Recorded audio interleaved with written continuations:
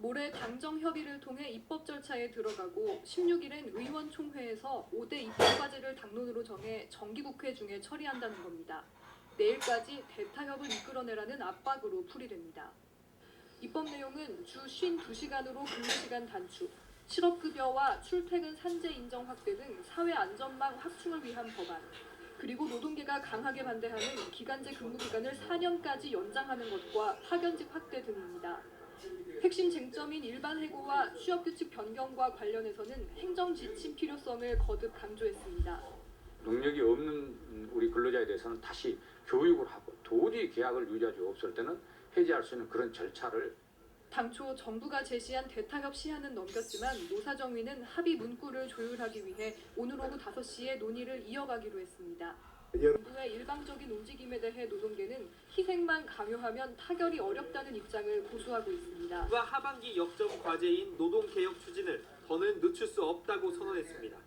최경환 경제부총리는 노사정위원회가 대타협을 하지 못하면 정부가 독자적으로 관련 법안을 개정해 국회에 상정하겠다고 강조했습니다. 노사 모두 기득권을 내려놓으라며 압박했습니다. 정기국회 일정, 또 예산 제출 시한 이런 등을 감안할 때 무작정 협상만 기다리고 있을 수는 없습니다.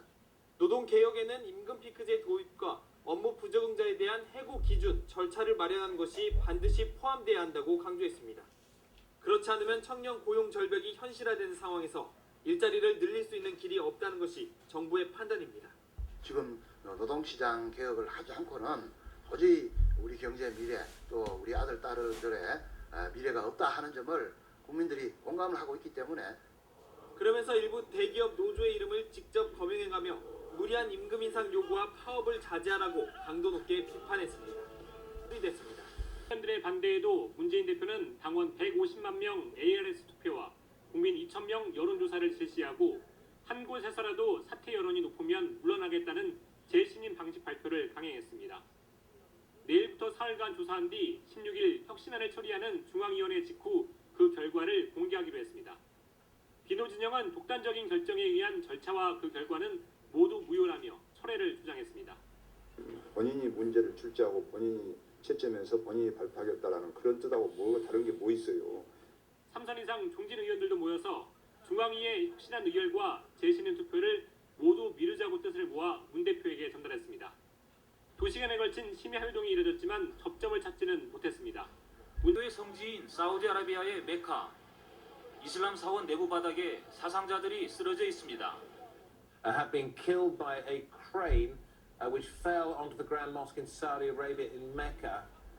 사고가 난 때는 현지 시간 어제 오후 5시 40분쯤 무슬림들이 금요 예배를 보던 사이 주변에 설치되어 있던 대형 크레인이 이슬람 사원을 덮친 겁니다. 크레인 무게를 못 이겨 성전 일부가 함께 무너지면서 지금까지 적어도 87명이 숨지고 180여 명이 다쳤습니다. 부상자 가운데는 중상자가 많아 사망자는 더 늘어날 전망입니다.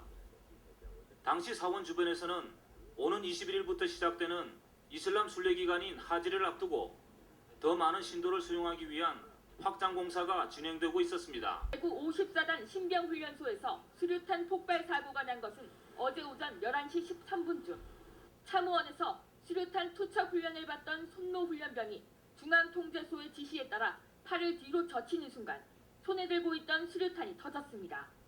이 사고로 참호원에 함께 있던 교관 27살 김모 중사가 숨지고 손훈련병 등 2명이 크게 다쳤습니다. 군 당국은 수류탄 결함으로 터진 건지 손훈련병의 조작 실수인지 조사에 들어갔습니다. 천안함 피격과 연평도 포격 도발 사건에 대해 간단히 서술하고 있습니다. 두 사건을 언급한 한국사 교과서는 현재 8종 가운데 3종뿐입니다. 국사편찬위원회는 천안함 피격과 연평도 포격 도발 사건 등 최근 북한의 동향에 유의한다는 새로운 지필기준 시안을 제시했습니다. 지필기준은 교과서에 담길 내용의 수준과 방향을 정하는 것이어서 앞으로 두 사건은 모든 교과서에 담길 전망입니다. 국사편찬위는 또 일본군 위안부와 독도 문제에 대한 지필기준도 구체화했습니다.